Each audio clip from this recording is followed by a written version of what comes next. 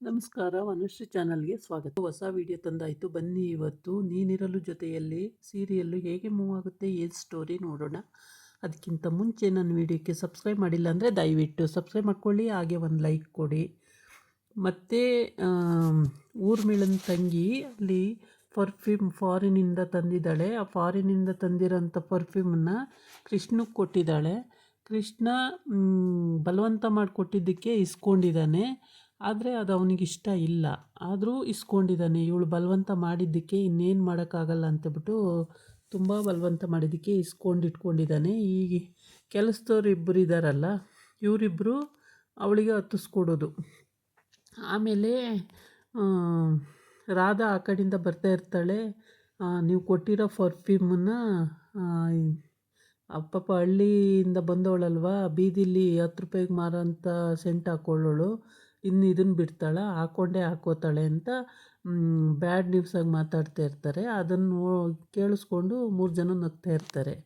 ಅದಕ್ಕೆ ಇಲ್ಲ, ನಾನು ಕೊಟ್ಟಿರೋದು ಕೃಷ್ಣನಿಗೆ, ಅವಳಿಗಲ್ಲ, ಗೊತ್ತಾಗುತ್ತೆ ನನಗೆ ಹಾಕ್ಕೊಂಡ್ರೆ ಅಂತ ಇವಳು ಹೇಳ್ತಾಳೆ. ಆವಾಗ ಅದನ್ನು ಕೇಳಿಸ್ಕೊಂಡವಳು ಬಂದುಬಿಟ್ಟು, ಹೌದು 10 ರೂಪಾಯಿ ಸೆಂಟು ನಾವು ಹಾಕೋದು, ನೀವು ಮಾತ್ರ 1000 ರೂಪಾಯಿ ಸೆಂಟ್ ಹಾಕೋದಾ ಅಂತ ಕೇಳಿ ಹೆಂಗಿವಾಗ ಕೇಳ್ತಾಳೆ. ಕೇಳಿದಾಗ ಅವರು ಕೂಡ ಕೃಷ್ಣ ಅವರು ಅದನ್ನು ಹಾಕಲ್ಲ ಅಂತ ಅಂದರು.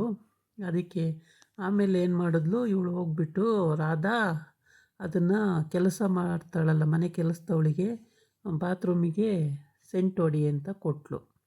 ಬಾತ್ರೂಮಿಗೆ ಹೊಡಿ ಅಂತ ಕೊಟ್ಟಿದ್ದನ್ನು ನೋಡ್ಕೊಂಡು ಬಂದು ಇವರಿಬ್ಬರು ಅವಳಿಗೆ ಚಾಡಿ ಹೇಳಿದ್ರು.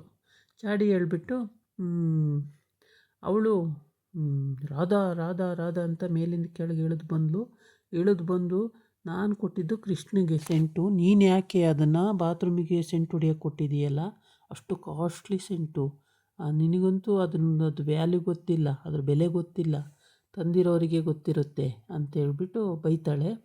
ಹೌದೌದು, ನನಗಂತೂ ಅದ್ರ ವ್ಯಾಲ್ಯೂ ಗೊತ್ತಿಲ್ಲ, ನಿನಗೆಲ್ಲ ಗೊತ್ತಿದೆಯಲ್ಲ, ನೀನು ಬೇಡ ಅಂದರೆ ಏನಕ್ಕೆ ಕೊಟ್ಟು ಬಂದೆ ಅಂತ ಕೇಳ್ತಾಳೆ. ಅದು ನನ್ನ ಇಷ್ಟ, ನಾನು ಮದುವೆ ಆಗೋ ಹುಡುಗನಿಗೆ ನಾನು ಕೊಟ್ಟಿದ್ದೀನಿ, ನಿನಗೇನು ಕಷ್ಟ ಅಂತ ಕೇಳ್ತಾಳೆ. ಅದಕ್ಕೆ ಅವರು ಕೃಷ್ಣ ನನ್ನ ಗಂಡ, ಅವ್ರ ಇಷ್ಟ ಕಷ್ಟ ನನಗೆ ಬೇಕಾಗಿರೋದು, ನಾನು ಕೇಳ್ತೀನಿ, ನಾವು ಬೇಡ ಅಂದರು, ಅದಕ್ಕೇ ಕೊಟ್ಟೆ, ಬಾತ್ರೂಮಿಗೆಲ್ಲ ಸೆಂಟ್ ಹೊಡಿ ಅಂತ ಹೇಳ್ಬಿಟ್ಟು, ಅಂಥ ತಪ್ಪೇನಿದೆ ಅದರಲ್ಲಿ ಅಂತ ರಾಧಾ ಹೇಳ್ತಾಳೆ. ಆವಾಗ ಇವಳಿಗೆ ಉರಿ ಕಿತ್ಕೊಂಬಿಡುತ್ತೆ, ಸಿಕ್ಕಾಬಟ್ಟೆ ಸಿಟ್ಟು ಬಂದುಬಿಡುತ್ತೆ. ಸಿಟ್ಟು ಬಂದು ಬಾಯಿಗೆ ಬಂದಂಗೆ ಬೈಯಕ್ಕೆ ಹೋಗ್ತಾಳೆ. ಆಮೇಲೆ ಕೈ ಎತ್ತಕ್ಕೂ ರೆಡಿ ಇದ್ದಾಳೆ, ಅಷ್ಟು ಸಿಟ್ಟಲ್ಲಿ. ಆವಾಗ ಕೃಷ್ಣ ಅಲ್ಲಿ ಬರ್ತಾನೆ. ಬಂದುಬಿಟ್ಟು, ಅಲ್ಲ ಕೃಷ್ಣ, ನಾನು ನಿನಗೆ ಅಂತ ಪ್ರೀತಿಯಿಂದ ತಂದು ಕೊಟ್ಟಿದ್ದ ಪರ್ಫ್ಯೂಮನ್ನ ಇವಳು ಬಾತ್ರೂಮಿಗೆ ಹೊಡೆಯೋದಕ್ಕೆ ಕೊಟ್ಟಿದ್ದಾಳೆ, ನೋಡಲ್ಲಿ ಗೋಡೆಗೆಲ್ಲ ಹೊಡೆಯೋಕ್ಕೆ ಕೊಟ್ಟಿದ್ದಾಳೆ, ಎಷ್ಟು ಕೊಬ್ಬಿರಬೇಡ ಇವಳಿಗೆ ಅಂತ ಹೇಳ್ತಾಳೆ. ಅದಕ್ಕೆ ಕೃಷ್ಣ ಅಂತಾನೆ, ಅದು ಸ್ಮೆಲ್ ನನಗಿಷ್ಟ ಆಗಲಿಲ್ಲ, ಅದಕ್ಕೆ ಇದು ಬೇಕಾ ಅಂತ ಕೇಳಿದ್ಲು ರಾಧಾ. ನಾನು ಇದು ಬೇಡ, ನನಗಿಷ್ಟ ಆಗಲ್ಲ ಈ ವಾಸನೆ ಅಂತಂದೆ. ಅದಕ್ಕೆ ಅವಳು ಅದನ್ನು ಕೊಟ್ಟಿದ್ದಾಳೆ, ತಪ್ಪೇನಿದೆ ಅಂತ ಹೇಳ್ತಾನೆ. ಆವಾಗ ಕೃಷ್ಣ, ನಾನು ಅಲ್ಲಿಂದ ತಂದಿದ್ದೆ, ಲಂಡನ್ನಿಂದ ತಂದಿದ್ದೆ ಅದನ್ನು ಅಂತ, ಲಂಡನ್ನಿಂದ ತಂದಿದ್ದೆ ಅಂತ ಹೇಳ್ತಾಳೆ. ಅದಕ್ಕೆ ಲಂಡನ್ನಿಂದ ತಂದಿರು, ಎಲ್ಲಿಂದ ತಂದಿರು, ನನಗಿಷ್ಟ ಆಗಬೇಕಲ್ಲ ಅದು, ಅದಕ್ಕೆ ನನಗಿಷ್ಟ ಆಗಲಿಲ್ಲ, ನಾನು ಕೊಟ್ಟೆ, ಅದನ್ನು ಎಷ್ಟು ಬಿಡು ಅಂದೆ. ಅವಳು ಬಾತ್ರೂಮಿಗೆ ಹೊಡೆಯೋಕ್ಕೆ ಕೊಟ್ಟಿದ್ದಾಳೆ ಅಂತ ಹೇಳ್ತಾಳೆ. ನನಗೆ ಬೇಜಾರಾಯಿತು, ನಾನು ಲಂಡನ್ನಿಂದ ತೊಗೊಂಡು ಬಂದು ನಿನಗೆ ಅಂತ ತಂದು ಕೊಟ್ಟರೆ ನೀನು ಹಿಂಗೆ ಮಾಡೋದ, ಬೇಜಾರಾಯಿತು ನನಗೆ ಅಂತಾಳೆ. ಇಷ್ಟ ಆಗ್ತಿದ್ದೆ ಇಟ್ಕೊಳ್ಬಾರ್ದು, ಅದು ನಿಂಗೆ ಗೊತ್ತಾಗಲ್ಲ ಅಂಥೇಳಿ. ಲಂಡನ್ ರಾಣಿ. ಆಮೇಲೆ ಇವರಿಬ್ಬರು ಅಲ್ಲೇ ಹತ್ತಿಸ್ಕೊಡ್ತಲೇ ಇರ್ತಾರೆ, ಯಾವಾಗಲೂ ಚಾಡಿ ಹೇಳೋದು ಇವರಿಬ್ಬರು.